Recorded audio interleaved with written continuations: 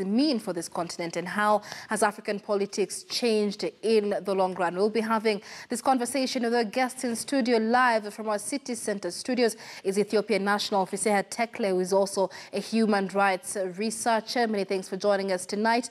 We also have Abel Oyeyo, who is an international relations expert, as well as Mark Bichachi, who is a governance expert. Gentlemen, once again, welcome to the program. Now, the past 1 year or so, the past 12 months or so, have been quite confusing for African democracy. We've seen coups that did not look like coups. We've seen elections that did not look like elections. But we've also seen rather powerful leaders suffer embarrassing setbacks, all the way from Zimbabwe to South Africa, and the most recent now being Ethiopia with Haile Mariam Desalegn. Let me begin with you, Fiseha. In your own view, from a human rights perspective, how has African democracy changed in the past few years? As you have said, there are so many changes happening in Zimbabwe, South Africa. But what happened in Ethiopia is also very characteristic of the status of democracy in Africa.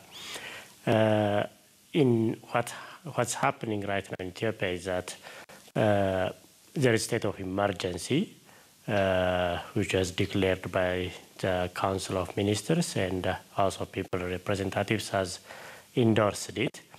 But maybe within a week before the declaration of the state of emergency, the government has released more than 6,000 prisoners of conscience, journalists, opposition political party leaders, protesters who have been in detention, who have been convicted for their involvement in legitimate exercise of their rights.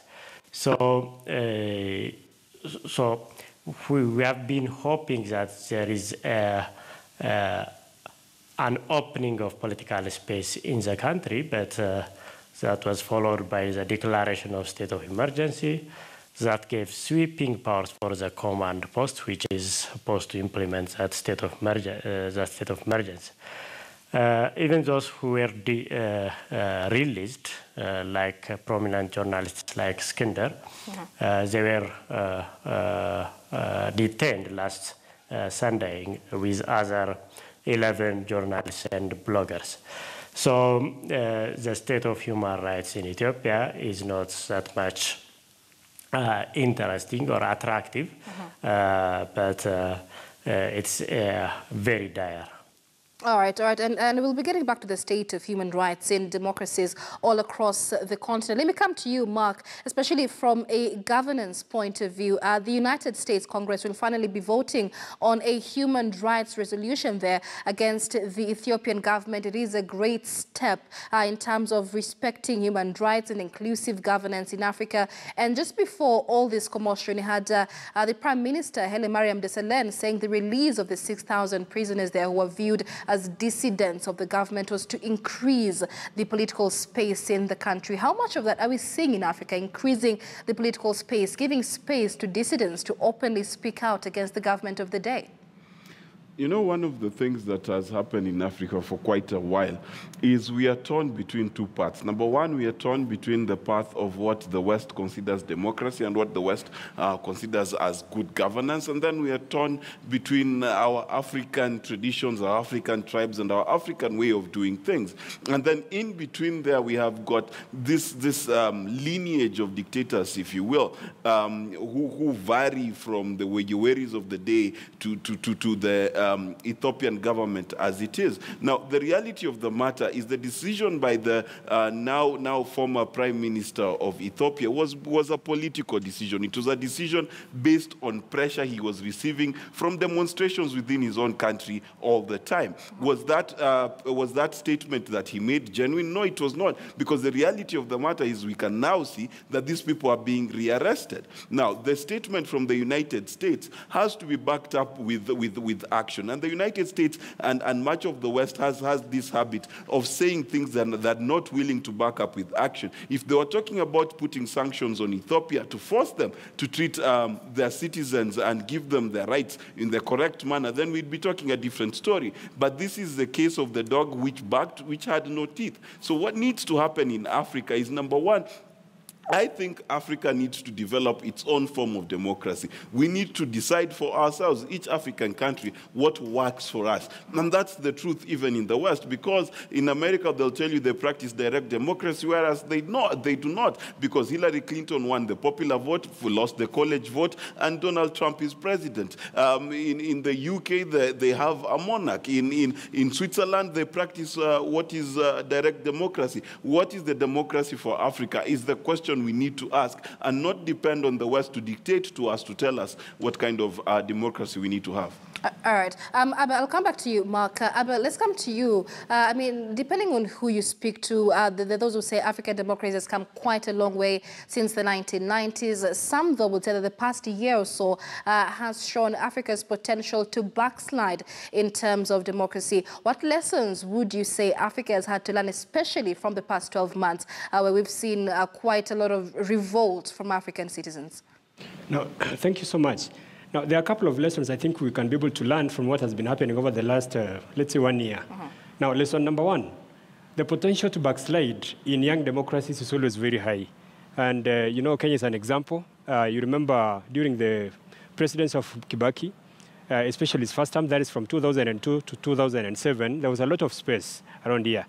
Now, from 2008, when we had post-election violence, all the way to around 2010, we had some turmoil, of course, under the Nusumkate government. Of course, because of the inclusion of the opposition, we had, let's call a consensus government, the coalition government, of course. Now, from there going forward, you can't tell whether we have a democracy or some kind of, you know, a mix between democracy and strong arm tactics. But again, at the end of the day, when you move beyond Kenya, of course, we have our own challenges. When you go to a place like, let's say, Rwanda, it's totally dictatorial. But then again, there's a perception of functionality in Rwanda. Now, from a democratic viewpoint, it's not working. From the outside, you can think it's working. When you get inside, that's when you get to understand that there are problems. So the kind of progress we make is always very, very small, and the potential to go back is always very high. Number two, we don't have different versions of democracy. Democracy has one common denominator, the will of the people. You can have versions of governance, but democracy is the same. When guys make a decision, as far as the system of government they want is concerned, that is democracy. The will of the people prevails. If people want to have the college system, that is the will of the people. That is democracy. If they want to have the majority votes, that is the will of the people again. So democracy doesn't have so many versions. It's just one. So that is lesson number two. Lesson number three, Africa is not making progress because of what we call a shifting of blame. Africa is not going to be redeemed by outsiders, by Westerners. Every single moment when we make a mistake, when we backslide, when we turn against our own people, especially leaders, of course, the dictators and the strongmen and the despots, we blame the West for not doing enough to streamline Africa. What we need is an understanding that our problems as Africans can only be sorted by Africans. The African Union has to rise up to the occasion and make sure leaders who do not embrace, democracy put on notice, and they don't have to bargain with them. They have to come up with a force that requires the AU to move in and even depose people who cling to power. So that's lesson number three. Lesson number four, there's a serious disconnect, which I said here last time again, between guys in power and the population. Right. With the new system of communication, guys can go to social media, collect information, they can share information very quickly. The populations in most African countries are so informed. Now, the leaders have forgotten that the population, their countrymen are making progress in terms of accessing information. So when they put them to task, they don't understand that the people, the governed, are informed, and they're demanding for what is rightfully theirs.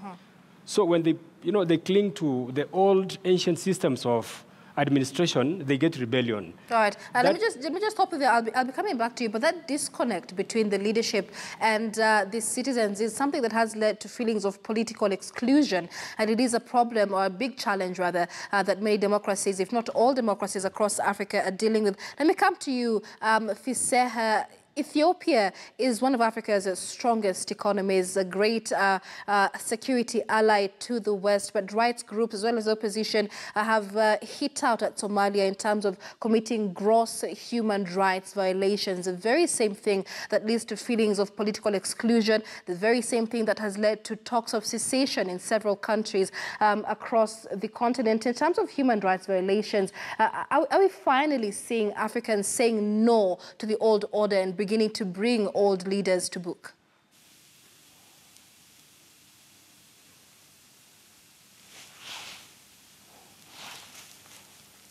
Fiseha, if you can hear me, the question was directed to you. Human rights violations, gross human rights violations, especially meted out rather by Ethiopian officials, have been brought out as something that Ethiopia needs to deal with. Do you think then that African citizens are moving away from this old order?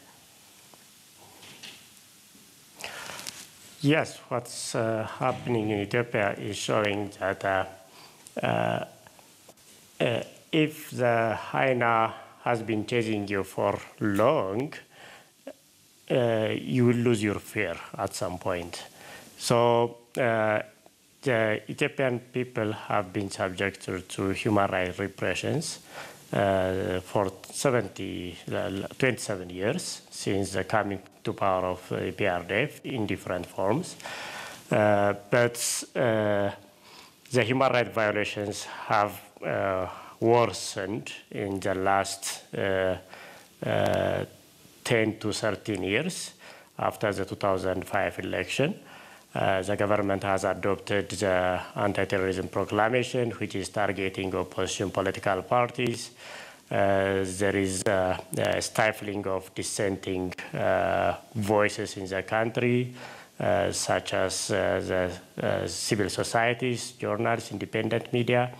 And also the government is doing its level best to limit access to information by controlling the internet availability in the country.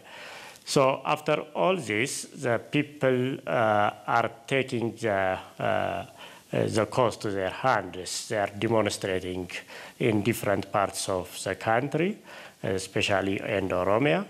And these demonstrations started with various causes, but the bottom line is that they are demanding more freedom.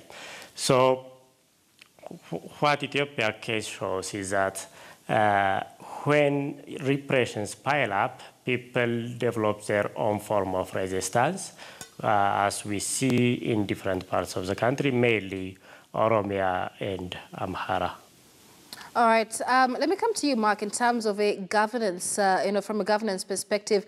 Many have said this strengthening of institutions is what is needed in African democracy. So let's take a look at the situation then in South Africa and whether that offers a ray of hope in terms of the health of democracy in the continent. I remember a few things standing out there. Among them, we had the public prosecutor, an office in South Africa, a constitutional office that actually demanded that Jacob Zuma reimburse the state to of about $600,000, which he used to refurbish or renovate his private home. And a few months later, we had the highest court on the land also make sure that Zuma pays back that money back to the state. Is this a ray of hope in terms of the strengthening of institutions across the continent? The South African case is quite unique. We must understand South Africa in context. First and foremost, South Africa received its independence in the 90s. And I talk about independence from the apartheid government. The apartheid government, what it did, in as much as it was bad to the black people, is they built institutions. They built a police force that worked. They built a judiciary that worked. But also, let's not forget that during Jacob Zuma's term, he did quite a lot to try and disenfranchise institutions. In fact, quite famously, he disbanded the Scorpions, which was the crack team within the South African police police force that was tasked with investigating corruption. He went out of his way to try and destroy South African institutions. The ray of light and the hope that we're talking about came from his own political party when they finally had enough of him and kicked him out. Now, what am I saying? The reality of the matter is it is not enough to strengthen institutions. Institutions can be destroyed by an individual who acts outside of the norm, outside of the law, outside of the traditions that have been laid out. But the reality also at the same time is if you have trained a people and culturalized a people to expect what is good and what is right, then it's only a matter of time before they revolt and restore what is right in a nation. And that is why in much of Africa you are seeing that this hegemonic and corrupt and dictatorial regimes are having a difficult time controlling the people. Why? Because we're living in an age where you cannot control information. And the reality is, Michelle, whether you have the biggest military in the world, if you do not have the soft power of the media, the soft power of propaganda, the soft power of having statues of yourself put everywhere, as it was in the 70s, it becomes very difficult to control the minds of the people. And I can tell you the truth, you can take the donkey to water, but you cannot make it drink. And therefore, the more people are informed, the more they become that donkey that is by the water and they're not drinking. And that's what you're seeing in a lot of African countries. If you look at the social media feedback that's coming out of Uganda and other countries that are suffering under dictatorship, including the Congo and places like that, you'll find that the people are silently revolting. So you can put the gun to their heads, but you can't change their heart. And that's what's happening in Africa. It's a resurgence of the people. Once the people resurge like that, what you can be sure of is that the institutions will be stronger because they have the goodwill of the people, which is how you build strong institutions, when the people are firmly behind them. All right, so it seems to be a new dawn there for Africa. Abel, what then does the next year, the next few years hold in terms of African democracy? I think it's not easy to tell because we've had mixed fortunes. And like I said, African democracy has had, false starts, quite a number of them. And the kind of countries which, of course, have embraced democracy to a very large extent, in a reasonable extent, are not showing the way or leading the way. Now, I'm not going to be deceived by what's happening in South Africa and places like, let's say, Zimbabwe. Because, again, institutions are not destroyed by one person. Of course, most of our countries engage in what we call participatory democracy.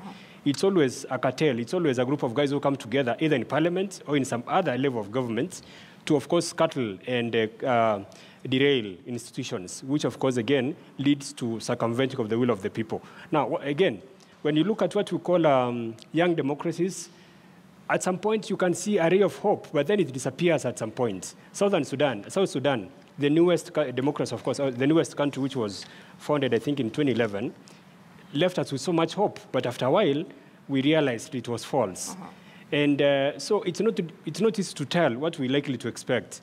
And remember, most of the guys who've gotten to office in the recent past are part of the system. Ramaphosa is not a new guy. He's been part of the system. When you go to Zimbabwe, Mnangagwa is not a new guy. He's part and parcel of the system that has come all the way together with Mugabe. So we're not seeing any new leader with an ideological kind of, tilt that is different from what these guys have done over the last, several decades. Now, if I can count Botswana, I count Ghana, and to some extent, I think Tanzania. Those are the kind of countries that have embraced reasonable degrees of democracy. They are not at the forefront in showing the way. Instead, you find leaders from dictatorships, leading in the African Union, making a lot of noise, showing the way. When you're led by despots, you cannot make progress. Someone like Kagame has a lot of influence. When you go to Rwanda, you don't see any kind of democracy. Dissidents are dealt with accordingly. Some of them have to take off to express themselves from outside the country. Now, people like Kagame given the front seat in the AU, they actually decide what happens. Now, with that kind of situation, Africa is likely to remain in the dark for so long. For us to make progress, reasonable progress, which can be, trusted, we have to learn from the best. When you look at a country like the United States, they have democracy, which is functional. When there's an error somewhere, it's self-correcting. We've been told of, we've been told of rigged elections, of course, by the Russians. you can see what's going on. The Congress has had its own committees. There is the investigation by the Special Counsel. At some point, we'll get to know what happened. That is how a functional democracy works. In Africa, we can't see that yet. All right. Let me come to you, Mark. Let me get your closing comments on this. Again, another big challenge when it comes to democracy in Africa is leaders clinging to power through unconstitutional means. We've seen revolts. We've seen the likes of the National Resistance Movement in Kenya that is coming out, sort of armed wings of resistance, trying to bring change to their countries. Is this the right way for Africa to go? Absolutely not. If you look at the case of Burundi, the Congo, Central African Republic, Chad, all these places are stuck in a form of peace and conflict situation, and it really doesn't work. And this is my advice to Africans. Let's remember, peace is not won by the mile, peace is won by the inch. It is the inches we win that we need to defend. It's the inches of our rights that we win that we need to defend. And the reality of the matter, if you look at the Kenyan example, I'd like to beg to differ with a lot of people when they say Africa is not changing. Look at Kenya. 18 years ago, we were under a dictatorship, under Daniel Toroitich Arap Moi.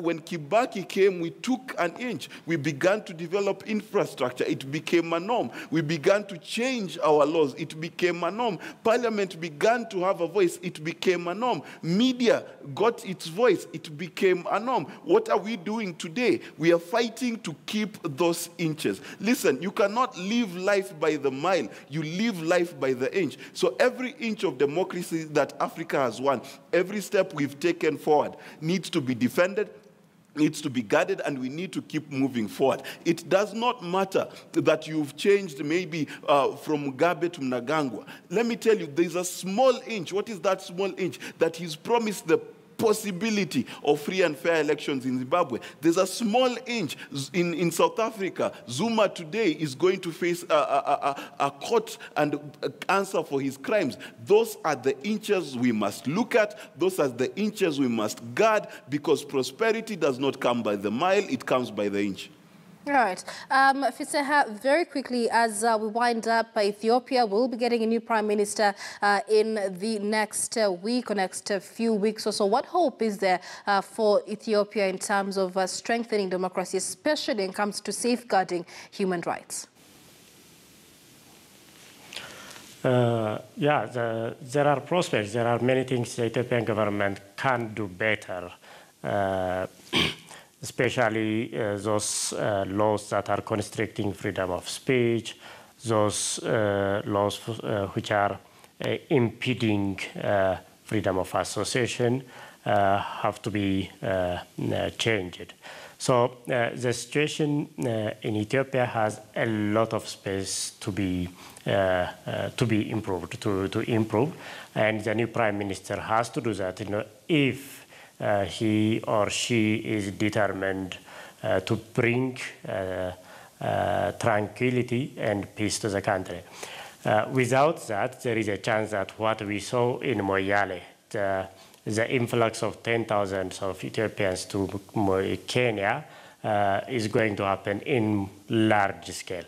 So human rights and democracy is a question of survival at this point. Ethiopia is being pushed to the brink by the repression that has been piling up for the last 27 years. So the new prime minister should be able to address those issues immediately and as soon as possible. But without that, he or she will be continuing to support the status quo. All right, many thanks for speaking to us. That is Fiseha Tekle, is an Ethiopian national and a human rights researcher joining us live from our city center studios. It is a discussion on what democracy means for the country and how has democracy changed in the past few years.